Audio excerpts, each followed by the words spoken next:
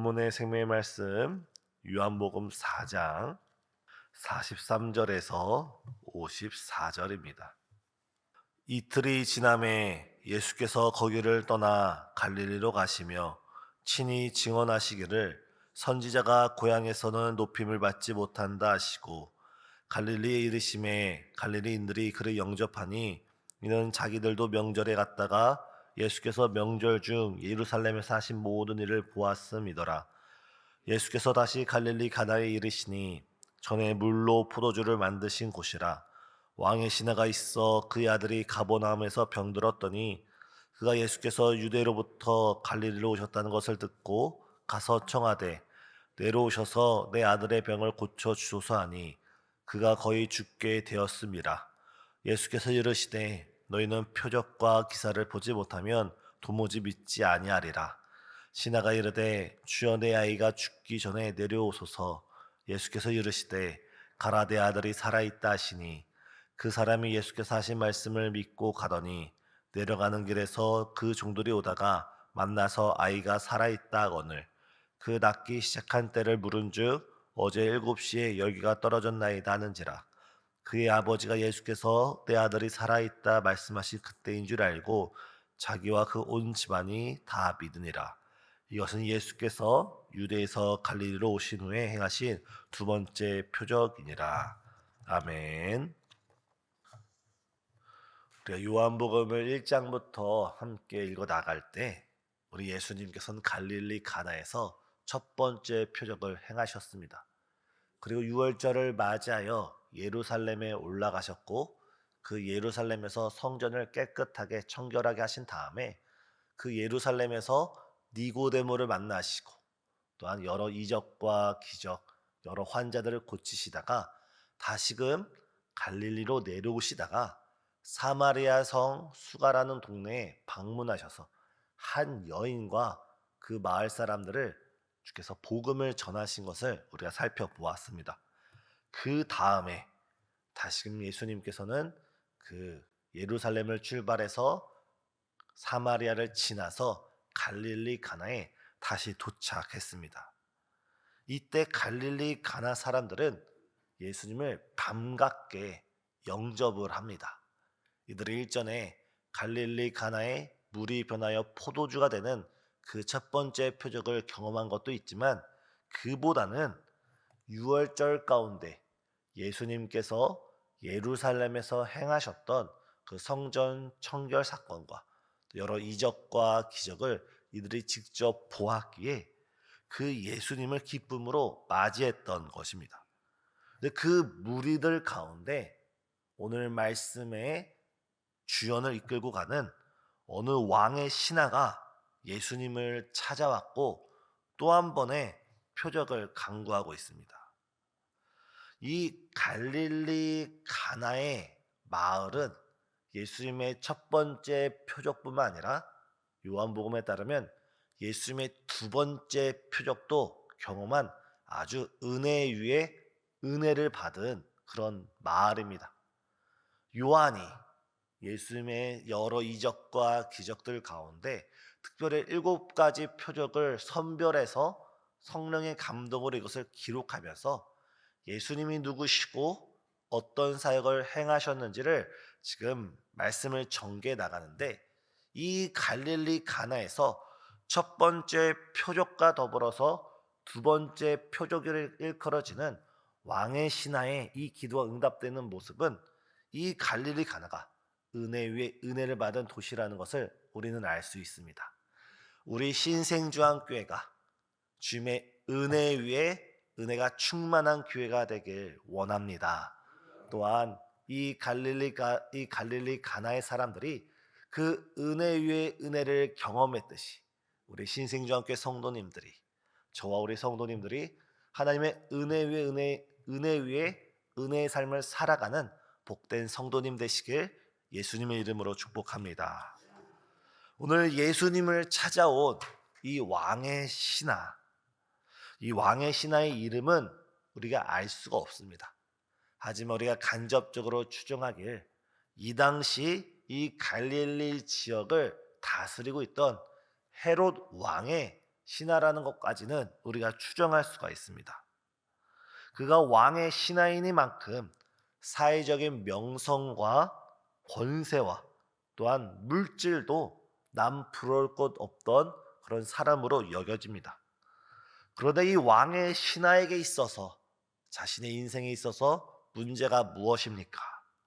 그의 아들이 병들어 죽어가고 있었습니다. 권세도 있었고 돈도 있었지만 아들을 살리려는 데는 그 모든 것이 무용지물이었습니다. 당시 의술로 고쳐보려고 노력을 했을 것입니다. 유명한 병원을 찾아다니고 실력 있는 의사들을 수소문하고 그래도 고치지 못하자 끈앞을 잡는 심정으로 온갖 민속 치료 방법을 동원했을 것입니다. 민간요법을 동원해 보거나 심지어는 용하다는 무당까지도 찾아가고 싶었을 마음이었을 것입니다.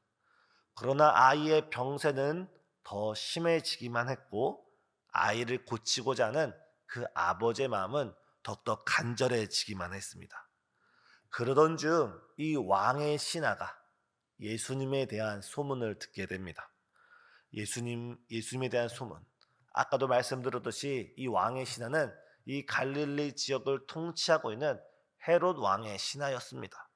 그렇다면 이 갈릴리 가나를 관할하고 있던 이 갈릴리를 통치하고 있던 헤롯 왕의 신하로서 지금 갈릴리에서 특별히 갈릴리 가나에서 예수님이 여러 이적과 기적을 행하시는 것을 정말 여러 귀신 들린 자를 병든 자를 주님께서 고치신다는 소문을 듣게 되었을 것입니다.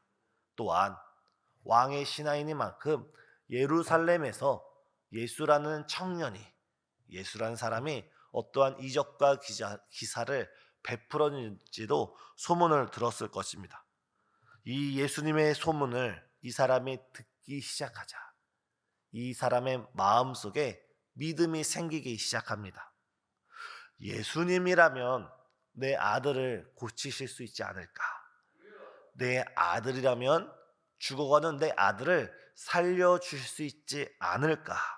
점차 그의 마음속에 예수님에 대한 말씀이 들려지고 믿음은 들음에서 나기에 그 말씀이 이 왕의 신하 마음밭에 떨어지면서 점차 가랑비에 옷이 젖듯이 이 왕에게 믿음이 생기기 시작합니다. 그리고 이 46절을 보면 예수님께서 갈릴리 가나에 다시 도착하셨을 때 이 사람은 예수님이 갈릴리 가나에 내려오실 것을 기다리면서 그 마을에서 기다리고 있었습니다. 지금 이 왕의 신하가 어디 있습니까? 오늘 본문을 보면 46절에 보면 이는 가버나움에 살고 있는 사람이었습니다. 예수님께서 갈릴리 가나에 내려올 것을 기다리면서 미리 갈릴리 가나에 가버나움에서 갈릴리 가나로 미리 옮겨서 그곳에서 예수님이 내려오기를 기다리고 있었던 것입니다. 예수님이 갈릴리 가나에 내려온 다음에 이동하는 것이 아니라 얼마나 다급했으면 예수님이 내려오실 것을 미리 기다리고 있었던 것입니다. 그런데 사실 이 사람이 예수님을 뵈려고 갈릴리 가나로 가기까지는 여러 장애물이 있었습니다. 첫 번째는 이 가버나움에서 이 가나까지 거리가 오늘날 거리로 약 35km나 됩니다. 또 이 가버나움이라는 도시는 해저 200m, 300m 저 깊은 낮은 도시라면 이 갈릴리 가나는 해상, 지상 200m, 300m 다시 말해서 가버나움에서 가나를 가려면 끊임없이 오르막길을 하루도 넘게 걸어가야 하는 짓궂은 거리였습니다.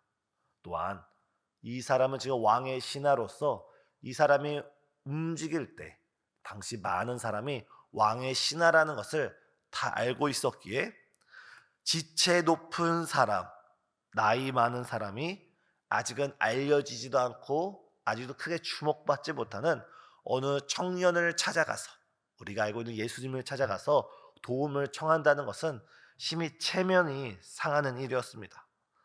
더군다나 아직 이 사람 마음에는 48절에 우리 예수님께서 이렇게 말씀하셨습니다. 너희가 표적과 기사를 보지 못하면 도무지 믿지 아니하니라. 아직 이 사람 마음에는 예수님은 반드시 고쳐주신다는 그 확신보다는 그 마음속에는 어렴풋하게, 아직 완전한 믿음이 아니기에, 온전한 믿음이 아니기에 의심도 어느 정도 있었습니다. 먼 거리를 가야 했고 체면도 있었고 아직 믿음이 연약했던 이 사람이 그럼에도 불구하고 예수님을 만나고자 가나에 나와 있었습니다. 사랑하는 성도님, 우리가 이와 같이 이 간절한 마음으로 주님께 나가야 되는 줄 믿습니다. 우리가 간절한 마음으로 예수님께 나아가려 할 때 예수님과 우리 사이를 가로막는 여러 장애물이 있을 수 있습니다. 그것이 이 왕의 신하가 보여주었듯이 우리가 육신적으로 먼 길을 가야 하는, 정말 여러 육신적으로 헌신해야 되는 일일 수도 있고, 때로는 그것이 우리의 체면의 문제일 수도 있고, 아니면 그것이 우리의 믿음의 부족함으로 인해 우리가 예수님께 나아가는 길을 방해할 수가 있지만, 우리 앞에 어떤 장애물이 있든, 우리 마음에 어떤 장애물이 있든, 우리 믿음을 흔드는 어떤 일이 있든지 간에 우리 예수님께 믿음으로 담대히 나아가는 저와 여러분 되시길 예수님의 이름으로 축복합니다. 우리가 예수님 앞으로 나와야 영적인 역사가 시작됩니다.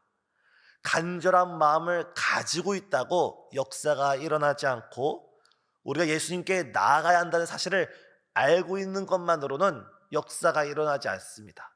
우리 마음에 간절한 마음을 가지고, 그 간절한 마음을 가지고 예수님께 나아오고 예수님을 만나는 그 순간 우리 삶 가운데 놀라운 주의 은혜와 성령의 충만한 역사가 시작되는 줄 믿습니다. 우리는 오늘 이 본문에 등장한 왕의 신하처럼 예수님 아니면 안 된다는 믿음으로, 예수님 아니면 이 문제를 해결할 수 없다는 믿음으로, 간절한 마음으로 예수님께 나아가는 저와 우리 성도님 되시길 예수님의 이름으로 축복합니다. 잠언서 8장 말씀을 보면 나를 간절히 찾는 자가 나를 만날 것이라 말씀하셨습니다. 우리가 이 시간 우리 예수님을 간절히 찾고 간절히 구하고 간절히 두드리면서 우리 주님을 만나는 거룩한 이 시간 되시길 바랍니다. 우리가 이렇게 주님을 간절히 바랄 때 주님은 우리에게 기대 이상의 은혜를 베풀어 주십니다. 이 왕의 신하가 간절함으로 주님을 찾자 우리 예수님께서는 가만히 계시지 않았습니다. 진심으로 이 사람을 바라보시면서 이 왕의 신하, 이 아버지의 기도에 응답하셨습니다. 그런데 그 응답의 내용이 우리가 생각하는 것 이상입니다. 50절을 보면 이렇게 말씀하고 있습니다. 예수께서 이르시되 가라, 내 아들이 살아있다 하시니. 예수님께서 이 왕의 신하의 간절함, 자신을 향한 그 기도의 간청함을 보고 그것에 응답하시면서 말씀하신 것이 이제 돌아가라는 겁니다. 네 아들이 이제 병에서 치유되었고 깨끗하게 나았고 살아났다는 것입니다. 지금 이 왕의 신하의 간청이 무엇이었습니까? 지금 예수님께서 저와 함께 가버나움에 내려가서 내 아들의 병세를 살펴보고 그 환경을 보고 그에게 기도해 주시기를 간구하고 있습니다. 치료해 주기를 간절히 간구하고 있습니다. 하지만 예수님께서는 가버나움으로 가시지도 않고 환자를 직접 보시지도 않고 그의 병세를 확인하시지도 않고 그저 가라, 내 아들이 나았다 말씀했습니다. 이 사람이 얼마나 놀랐을까요? 이 사람이 예수께서 자기 아들을 고쳐주시려면 당연히 자신과 함께 가버나움에 가실 거라고 생각했을 것입니다. 그리고 그 아들에게 손을 얹고 기도를 하든지 큰 목소리로 기도하든지 예수님께서 가버나움에 내려가야지만 아들이 나을 수 있다고 여겼을 것입니다. 하지만 예수님께서는 단순히 말씀으로 그 자리에서 돌아가라 라는 놀라운 응답을 주셨습니다. 그리고 이 말씀의 결론이 어떻게 됩니까? 이 왕의 신하가, 이 아버지가 다시금 가버나움으로 내려가는 길 속에서 자신의 집에서 온 하인들을 만나게 되고, 예수님께서 말씀하신 그 순간에, 그 시간에 자신의 아들이 깨끗하게 나았다는 것을 깨닫게 됩니다. 그러나 놀라운 사실은 기적은 여기서 멈추지 않고 53절 하반절을 보면 자기와 그 온 집안 사람이 다 믿었다라고 기록되어 있습니다. 다시 우리가 말씀을 처음부터 상고해 볼 때, 이 왕의 신하, 이 아버지는 아들의 병의 문제, 아들의 질병의 문제, 아들의 죽어가는 그 생명의 문제를 가지고 예수님께 나왔습니다. 바라는 것은 아들이 다시 살아나는 것만 해도 부족함이 없었습니다. 하지만 예수님께서 어떤 응답을 주십니까? 아들의 생명을 살려주실 뿐만 아니라 구원의 복음, 예수님의 복된 복음의 소식을 이 왕의 신하뿐만 아니라 그 아들뿐만 아니라 그 온 집안 사람들이 믿게 되면서 구원에 이르는 놀라운 축복을 허락하여 주셨습니다. 사랑하는 성도님, 우리가 이 시간 예수님께 간절한 기도 제목으로 간절하게 부르짖을 때 우리가 구하는 것은 하나라면 주께서는 우리가 기대하는 것 이상으로, 우리가 구하지 아니한 것까지 우리가 구하는 것보다 더 좋은 것으로 우리에게 응답하여 주실 줄 믿습니다. 이 시간 주님 나에게 간절함을 주시고 또 그 간절함으로 주님을 간절히 찾게 하시며 주께서 간절히 구하는 자에게 기도 이상의, 기대 이상의 더 큰 은혜를 허락해 달라고 함께 기도하는 저와 우리 성도님 되시길 예수님의 이름으로 축복합니다. 기도하시겠습니다. 사랑과 은혜가 충만하신 하나님, 우리가 주를 향한 믿음과 사랑 가운데 이 자리에 나왔습니다. 주 앞에 기도하며 나아갈 때 은혜 위에 은혜를 허락하여 주시옵고, 여러 기도 제목들마다 주께서 속히 응답하여 주시옵기를 원합니다.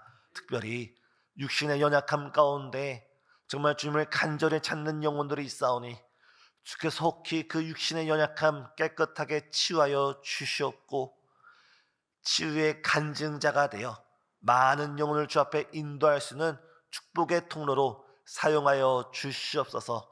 또한 때로는 가정 가운데, 자녀 가운데 여러 문제가 있어 주 앞에 나왔사오니 우리가 주 앞에 간절히 기도드릴 때 우리가 간구한 것보다 더 귀한 것으로 역사하여 주시옵고, 주님 이 나라 이 민족의 이 어지러움을 속히 해결하여 주시오며, 특별히 이번 주에 있을 우리 목사님 금요일에 있을 정말 경기도 광주 왕성교회 집회 가운데 주께서 성령의 뜨거운 역사로 함께하여 주시옵소서. 예수님의 이름으로 간절히 기도드립나이다.